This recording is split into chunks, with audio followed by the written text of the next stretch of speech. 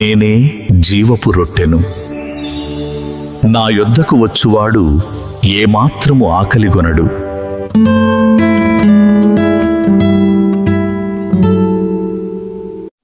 ఆదికాండము 28వ అధ్యాయము. ఈసాకు యాకోబును లాబాను వద్దకు పంపుట.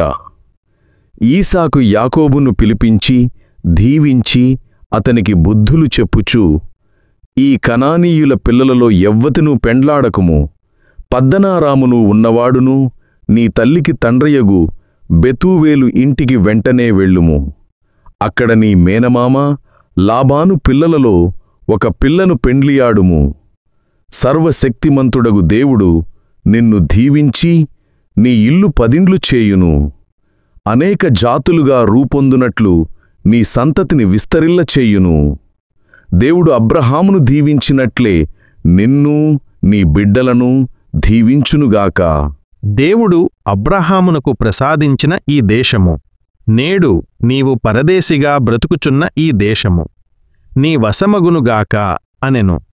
ఈ మాటలు చెప్పి ఈసాకు యాకోబును పద్దనారాములో ఉన్న లాబాను కడకు పంపెను. లాబాను అరమీయుడగు బెతూవేలు కుమారుడును, యాకోబు ఏసావుల తల్లియగు రిబ్కా సోదరుడు. ఏసావు తిరిగి పెండ్లియాడుట. ఈసాకు యాకోబును దీవించి పెండ్లి చేసి కొనుటకై పద్దనారామునకు పంపిననియు, దీవించినప్పుడు కనానీయుల పిల్లలను పెండ్లియాడవలదని హెచ్చరించననియు యాకోబు తల్లిదండ్రుల మాట తలదాల్చి పద్దనారామునకు వెళ్ళననియు ఏసావునకు తెలిసెను. తన తండ్రికి కనానీయుల పిల్లలని నా గిట్టదని గ్రహించి ఏసావు ఇష్మాయేలు దగ్గరకు వెళ్ళెను. ఇది వరకున్న భార్యలకు తోడు అబ్రహాము కుమారుడగు ఇష్మాయేలు కుమార్తెయు నెబాయోతు సోదరియునైన మహలతును కూడా పెండ్లియాడెను. యాకోబు కల. యాకోబు బేర్షెబా దాటి హారాను వైపు వెళ్ళు బాటపట్టెను. అతడు ఒకానొక చోటికి వచ్చి ప్రొద్దుగూకువిచ్చే అక్కడ ఆగిపోయెను. ఆ చోటనున్న రాతిని తలదిండుగా చేసుకొని నిద్రపోవుటకు నడుము వాల్చెను.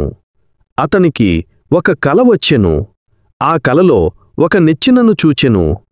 ఆ నిచ్చెన మొదలు నేలను తాకుచుండెను. దాని చివర ఆకాశమును అండుచుండెను. దేవదూతలు నిచ్చెన మీదుగా ఎక్కుచును దిగుచును ఉండిరి.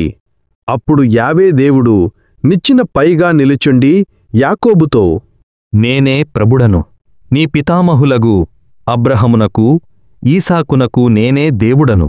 నీవు పండుకొనిన ఈ ప్రదేశమును నీకును నీ సంతతికి నీ అప్పగింతును. నీ సంతతివారు భూరేణువుల వలె అసంఖ్యాకముగా పెరిగిపోయి నేల 4 చెరగులా వ్యాపింతురు. నీ ద్వారా నీ సంతానము ద్వారా భూమండలమందలి సకల వంశములవారు దీవెనలు బడయుదురు. నేను నీకు చేదోడు వాదోడుగా ఉందును. నీవు ఎక్కడికి వెళ్ళినను నిన్ను నేను కాపాడుచుందును. తిరిగి నిన్ను ఈ చోటికే చేర్చెదను.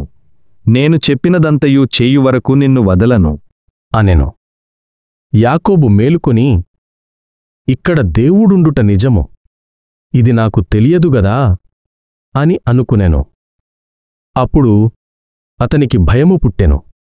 అతడు, ఈ ప్రదేశము ఎంత భయంకరమైనది! ఈ తావు దైవనిలయము, ఇది పరలోక ద్వారము అనెను.